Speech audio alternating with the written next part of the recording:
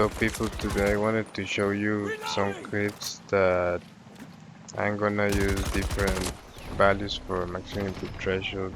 It was like one of my last streams and I was, the last moments you are a little tired and you are with the last fumes and you do not know what you're doing very well. But I was still pushing and I was a little tipsy. I drank a little bit and I was having fun, but I don't remember very well what I was doing. But um, I can show you here. Um, Lots of things that you can take your own conclusions and assumptions with the maximum input threshold. But I'm gonna try to explain a little bit. And the maximum input threshold is like something that it creates an outer dead zone besides your dead zone. So when you are um, moving your stick, you feel like there is another limit, right? And that limit you can feel expanding when you change the max input threshold. And that affects your sensibilities, every one of them, like the vehicles or anything. It even affects your FOB because you start noticing at higher levels that if you don't have enough FOB, it can eat your inputs, like for example, vertical in ratio, vertical zoom ratio that is better. I feel like if you have a higher FOB. Makes you want to use your whole screen, like because you have such a snappy and quick reactions that you need the entire FOB, you know. But at the same time, this is where you have to have a lot of control of your aim, soldier aim assist, because you may not notice it because you may be really accurate, you may be a good player, but you start to feel even more the pull and when it's enough because you are being even more accurate when you start um, decreasing the maximum input threshold to whatever you want or where you feel the most comfortable.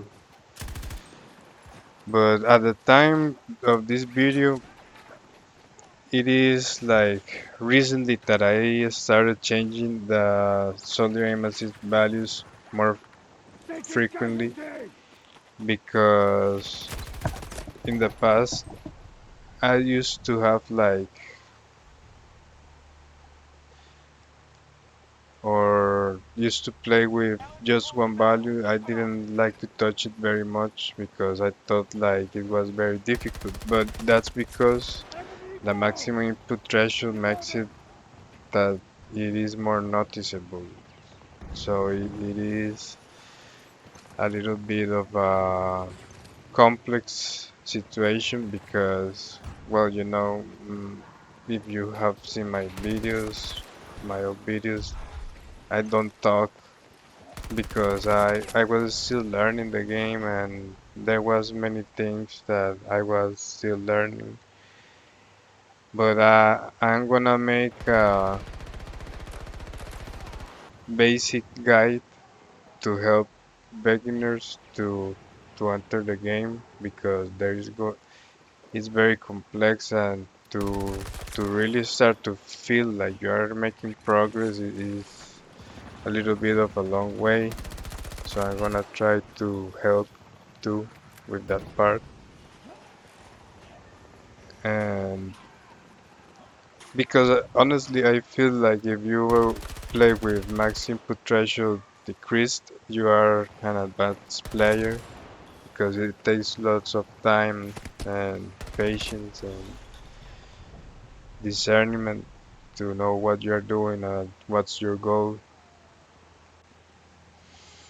Maximum input threshold impacts the sensitivities in a way that when you're not using max input threshold, it feels very different.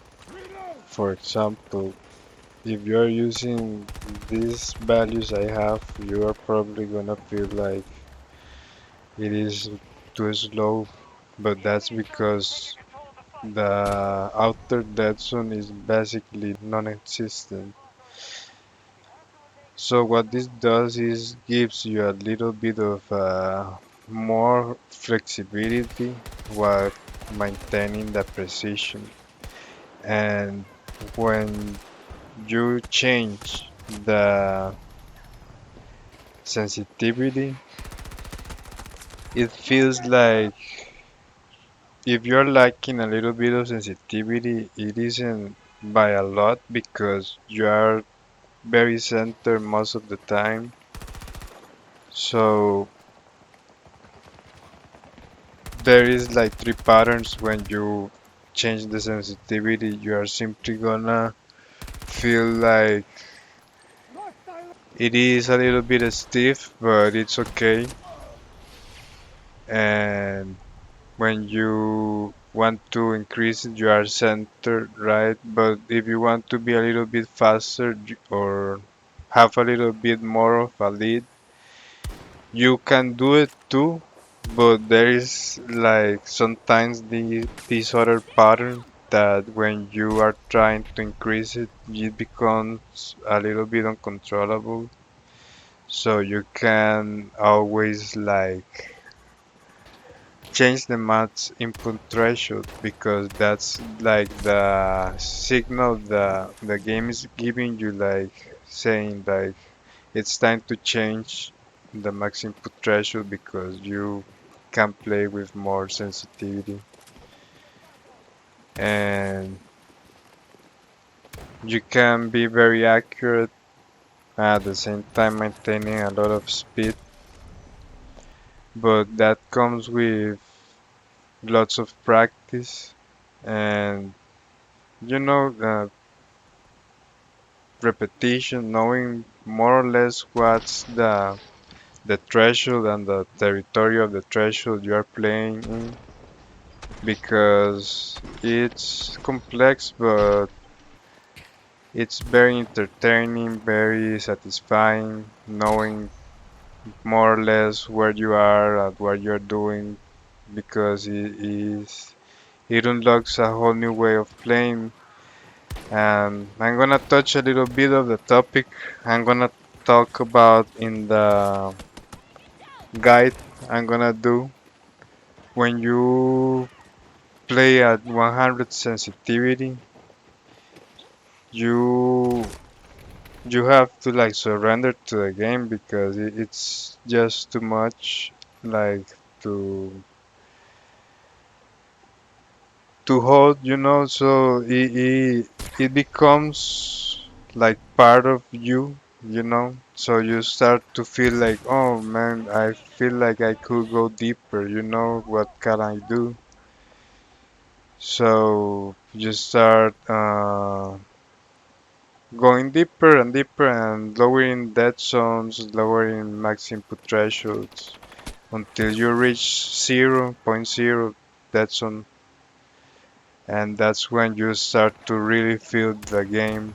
Man, that's a whole different level because it becomes a whole different level because you start to play like it has to be, for example, in a way, because you start to be so precise and so fast, but at the same time you start using more the attachments that you're supposed to use instead of just depending just to one. For example, when you're using sites, that's one topic I want to talk about in the next video because depending on the sensitivity, you might feel like, oh, this is nice, but depending on the distance, you need to be very accurate and be coherent with the distance.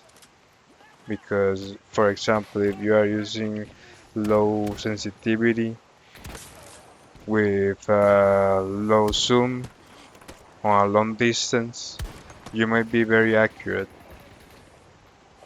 But if you use that same sensitivity at close encounters, you're gonna sacrifice lots of your agility, right? So you're gonna need to adjust your gameplay and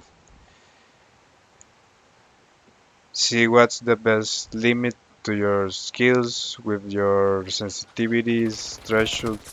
It's something about trial and error, and until you find something that suits you and it's very to your liking, it's not just about I have the control.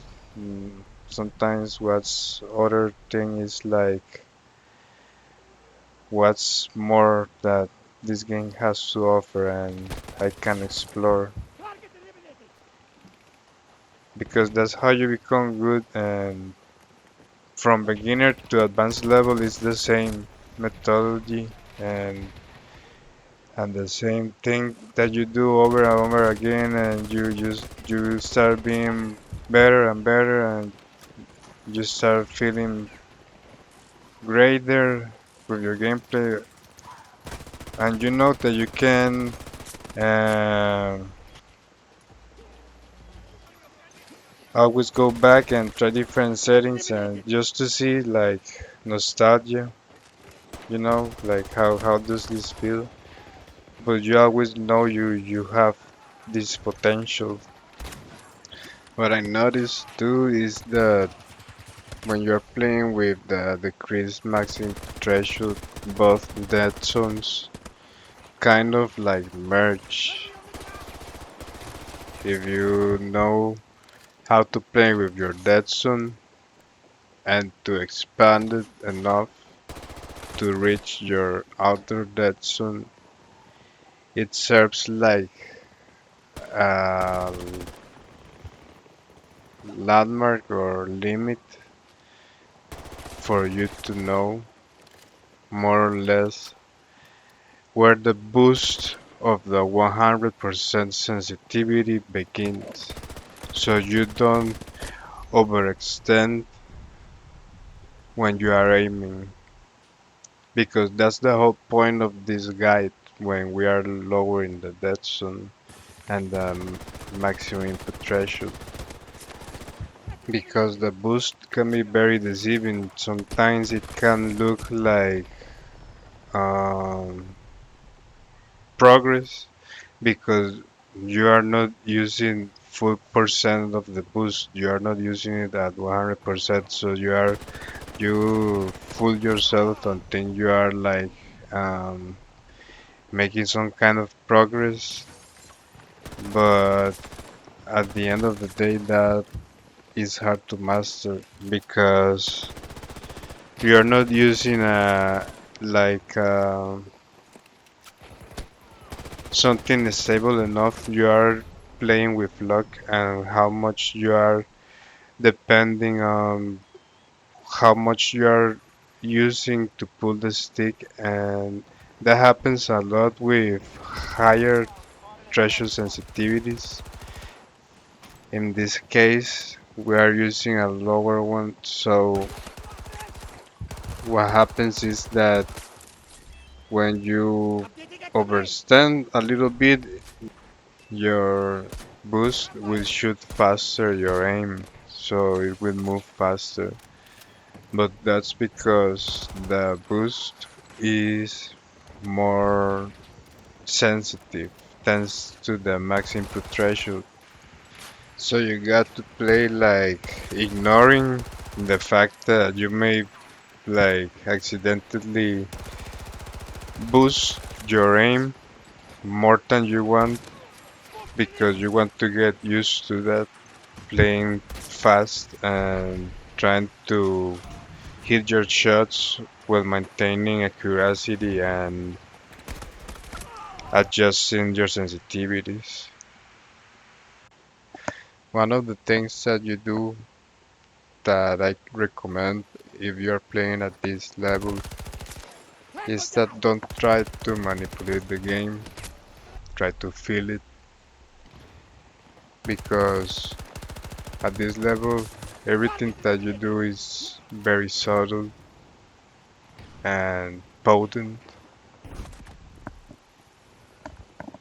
Another thing, you can make mistakes and because you can get used to not pressing with so much force. So you start to think that you need less force and you need to decrease the maximum input threshold and you can end up lost this way. And what I recommend is that you have a very significant maximum input threshold that serves as a landmark so you don't get lost so easy. Appreciate you watching the video. I hope you like it. I'm gonna be talking a little bit deeper about these topics, maximum input thresholds and soldier aim assist, because I discovered some pretty good settings recently, including the ones in this video. So I'm gonna be exploring a little bit deeper. Thank you for watching. See you in the next one.